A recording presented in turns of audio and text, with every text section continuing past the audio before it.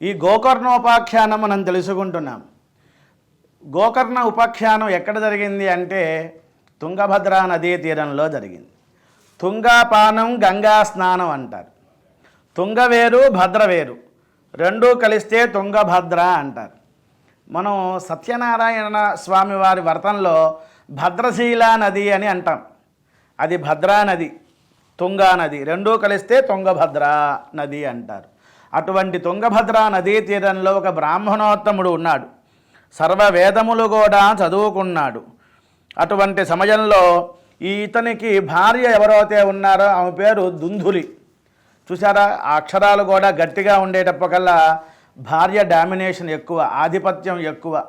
ఈయన ఎప్పుడూ కూడా ప్రశాంతంగా ఉండేవాడు. ప్రతి మనిషికి ఒక చింత ఉంటుంది. అప్పుడు భగవంతుడి యొక్క చింత ఉండాలి. నాకు సంతానం లేదే.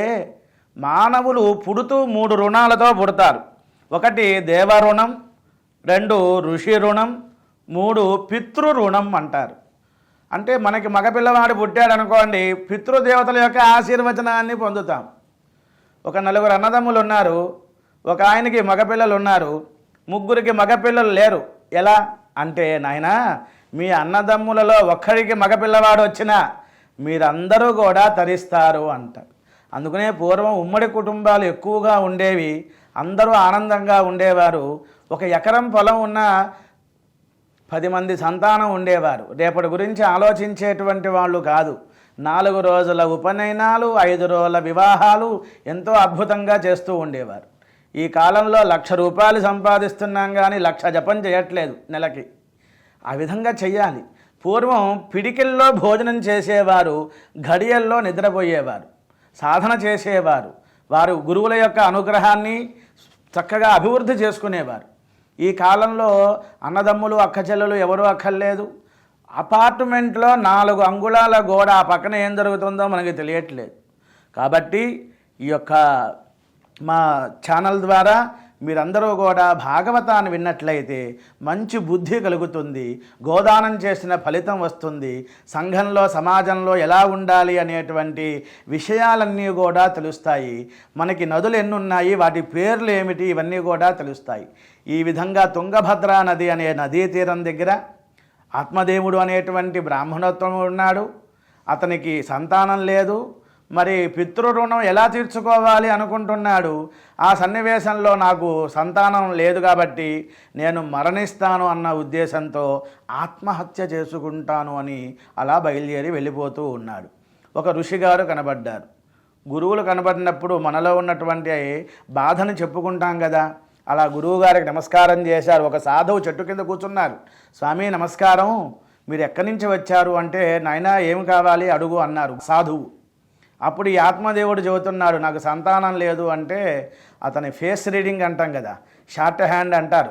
మన యొక్క నుదుటలోనే మొత్తం కూడా బ్రహ్మగారు రాత ఉంటుంది, లలాట లిఖితం ఉంటుందన్నమాట, విధాత రాసేస్తాడు. అలా చూచి నీకు ఈ జన్మ కాదు 7 జన్మల వరకు నీకు సంతానం లేదు అన్నారు. చాలా సంతోషం అండి, ఇగో ఉత్తరయం ఉంది కదా, తలకి మెడకి చుట్టుకుంటాను, చనిపోతాను, మీరే సాక్ష్యంగా ఉండండి అంటే, అయ్యయ్యా ఆగు నాయనా, తప్పు ఎవరైతే చేస్తూ ఉంటారో వాడితో పాటు చూసేవాడికి కూడా వస్తుంది. నువ్వు ఎక్కడో మరణిస్తే పర్వాలేదు, నా ముందు నువ్వు చనిపోతే ఆ దోషం నాకు వస్తుంది.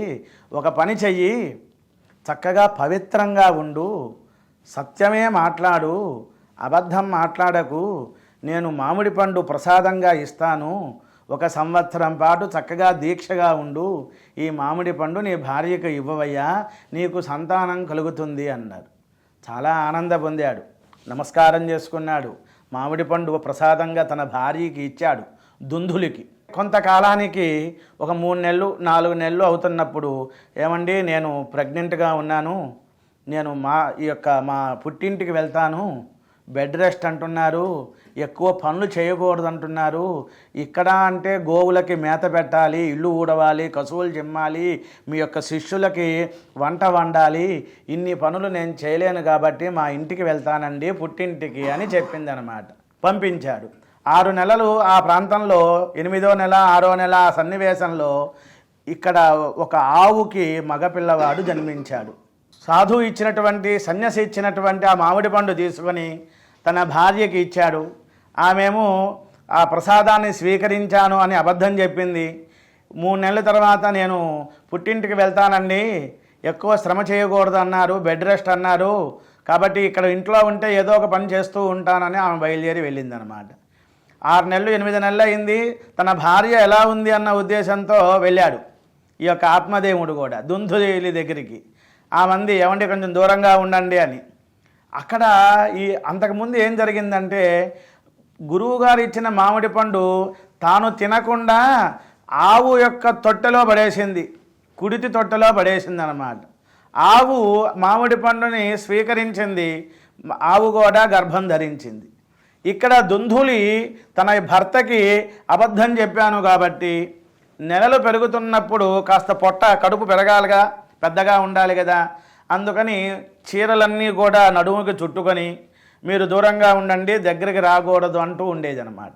ఎప్పుడైనా నెలకో 2 నెలలకో మామగారింటికి వెళ్ళి అత్తగారింటికి వెళ్ళినప్పుడు ఆమెతో మాట్లాడాలి అన్న ఉద్దేశంలో ఈ విధంగా 10 నెలల తర్వాత ఒక మగపిల్లవాడిని తీసుకుని వచ్చిందనమాట. ఇక్కడ విషయం దుందులి తన యొక్క చెల్లెలకి చెప్పింది, మామిడి పండు తెచ్చాడు మీ బావగారు, నేను మామిడి పండు తింటే నాకు గర్భం ధరిస్తే నా యొక్క శరీరం అంతా కూడా వికృతంగా ఉంటుంది, కాఫీ టీ ఇటువంటివి పచ్చళ్ళు కూడా తినకూడదు, లోపల ఉన్నటువంటి ఆ పిండానికి ఆ పిల్లవాడికి ఇబ్బంది కలుగుతుంది, నా వల్ల కాదు, నేను అంత శ్రమ చేయలేను, కాబట్టి ఆ మామిడి పండు ఆవు తొట్టెలో పడేశాను, కుడితి తొట్టెలో పడేశాను, ఇప్పుడేమో నువ్వు ఎట్లాగో గర్భవతిగా ఉన్నావు కదా, ప్రెగ్నెంట్గా ఉన్నావు కదా, నీ పిల్లవాడు నాకు ఇచ్చేసేయి, నీకు పుట్టిన తర్వాత నీకు డబ్బులు ఇస్తాను అని ఒడంబడిక చేసుకున్నారు అక్కా చెల్లెళ్ళు. ఆ విషయం ఆత్మదేవుడికి తెలియదు. ఇంటి దగ్గర ఉన్నటువంటి ఆవు ప్రసవించింది, ఒక మగపిల్లవాడు పుట్టాడు.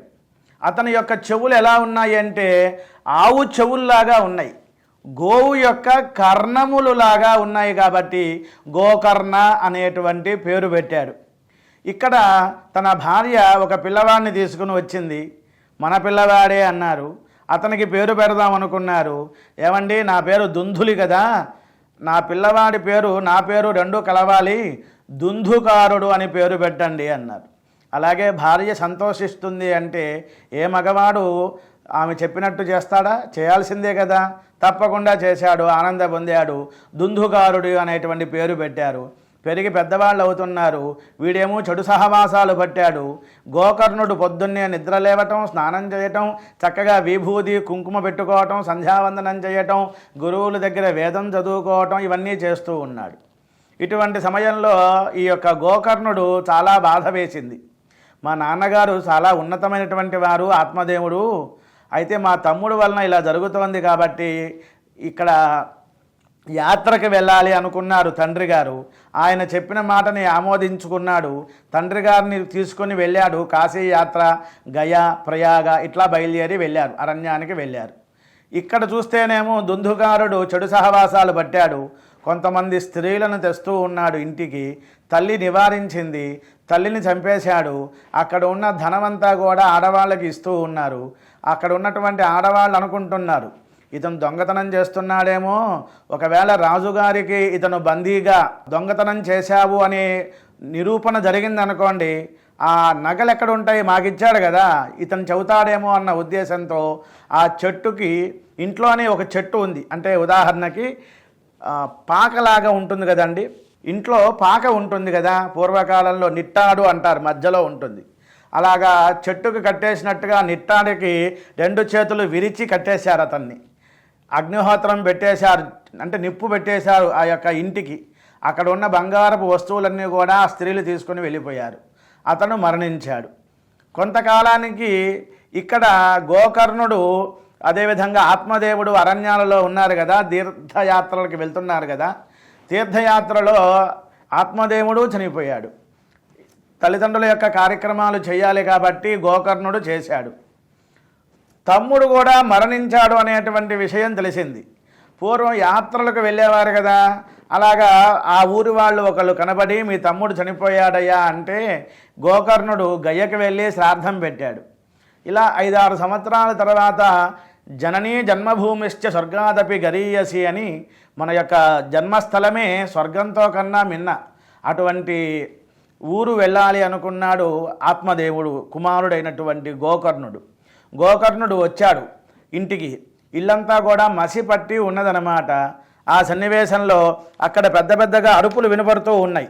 ఒక సింహం వస్తున్నట్టుగా, ఘీంకరిస్తున్నట్టుగా ఏనుగు, అదేవిధంగా మృగం అరిచినట్టుగా, ఇటువంటివి ఎప్పుడైతే జరిగినాయో చేతిలో ఉన్నటువంటి కమండలంలో ఉన్న నీళ్లు అక్కడ చల్లంగానే ఆ ఆత్మదేవుడు కుమారుడు ఎవరైతే ఉన్నారో దుందుకారుడు బయటపడ్డాడు. రూపం తెలియట్లేదు, మాటలు వినబడుతున్నాయి. అన్నయ్య నేనన్నయ్య అన్నారు.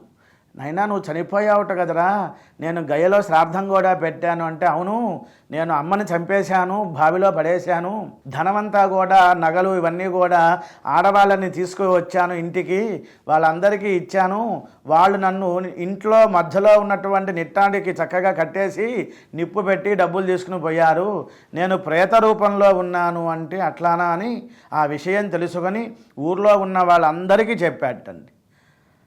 ఆలున్ బిడ్డలు తల్లిదండ్రులు ధనంబుల్ మహాబంధనం వేలానా మెడకట్టినాడవిక నిన్నేవేళ చింతించుదు నిర్మూలంబైన మనంబులో నెగడు దుర్మోహాబ్దిలో కృంకి ఈ శీలామాలపు చింతనెట్లు పెదో శ్రీకాళహస్తీశ్వర. భగవంతుడు శీలకి ముడివేసినట్టుగా ఈ బంధాన్ని పెట్టేస్తాడు. నేను ఎప్పుడు నిన్ను పూజిస్తాను స్వామి అంటాడు దూర్జటి. అదేవిధంగా ఈ కాలంలో శత్రువులు ఎక్కడా ఉండరండి, మన ఇంట్లోనే ఉంటారు అంటారు కదా. ఒక రైటర్ ఆ విధంగా రాశాడు. మహాభారతం కూడా అంతే కదండి. రామాయణమైనా మహాభారతమైనా ఏదైనా ఆ అన్నదమ్ముల పిల్లలు వాళ్ళు కొట్టుకోవటమే కదా. ఇక్కడ కూడా తల్లి దోషం చేసింది. దుందులి తన యొక్క మాట పెంచుకోవాలి, గౌరవంగా ఉండాలి, నా భర్త మాట తక్కువ ఉండాలి అనుకుంది.